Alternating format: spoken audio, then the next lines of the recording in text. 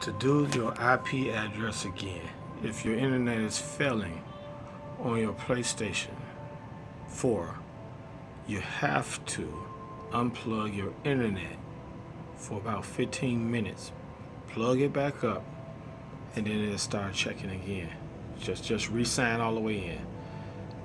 I had problems with this, but at the same time now I unplugged my internet, and then I went back and put all my information back in, and now it's successfully checking my internet, and it used to cut off and says check your internet, but now it's not saying that no more. It's going right through it. It's connecting. Speed estimate only, but it should work.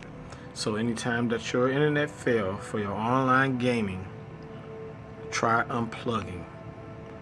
And if that don't work, then start going to putting in the 8888 or the 8844 codes into your browser.